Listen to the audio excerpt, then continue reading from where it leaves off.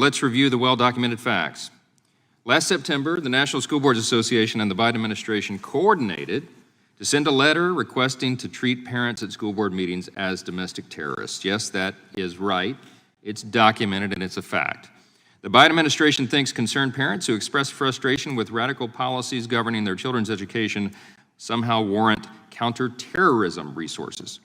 The NSBA and Biden administration letter infamously urged the government to use federal law enforcement to target concerned parents at local school board meetings and chill their protected First Amendment activity.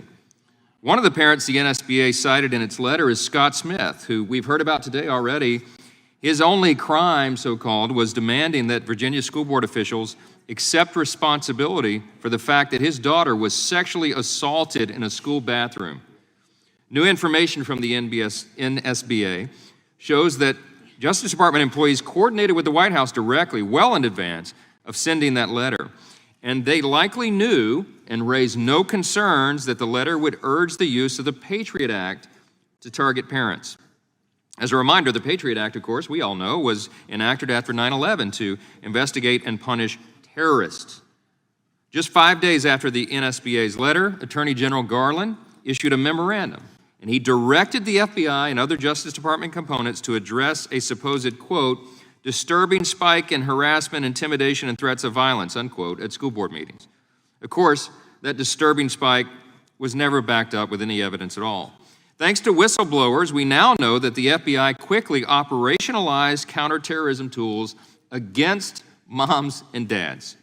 On October 20th, 2021, the FBI's counterterrorism and criminal divisions created an EDU officials threat tag. That was the threat tag that would be applied to all school board-related investigations.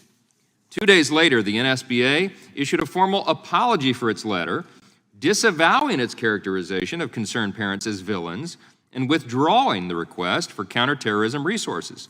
They were exposed, so they hung Merrick Garland out to dry.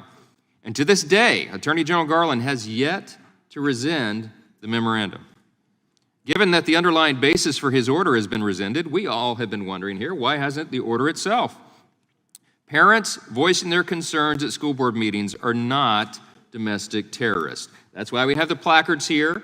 We have to remind our Democrat colleagues of the obvious.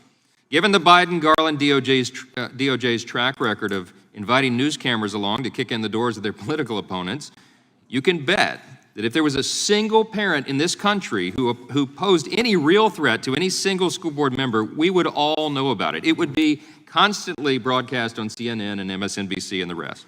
So let's be clear.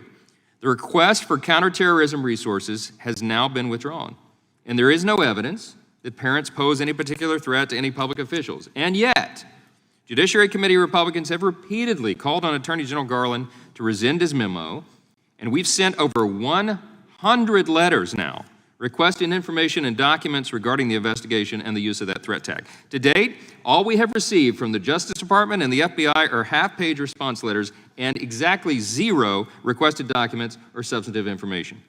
It is simply unacceptable for the Biden administration to continue using federal domestic terrorism resources to target American parents.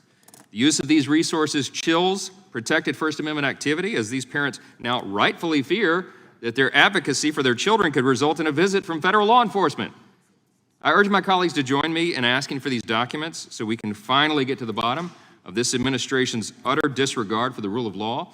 I remind my colleagues again, this is clearly within the jurisdiction and the very important responsibility of the Judiciary Committee of the U.S. Congress. This is our role. I yield to the ranking member. Thank the gentleman. Well said. And he raises a critical point. There's a fundamental question here. In all these meetings going on between the White House, the FBI, the Justice Department, and the School Boards Association before they sent the initial letter that prompted this, in all those meetings, did the White House suggest or encourage that the Patriot Act domestic terrorism language be included in the initial letter?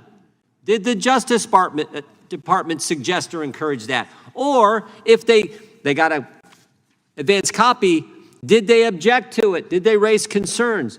Those are pretty fundamental questions. I think a lot of people I think the American public would like the answers to. What was really going, who made the decision to put that in? Was it suggested by the White House and Justice Department, Homeland Security to put that language in the letter that's now been rescinded? Those are important questions that we'd like the answers to.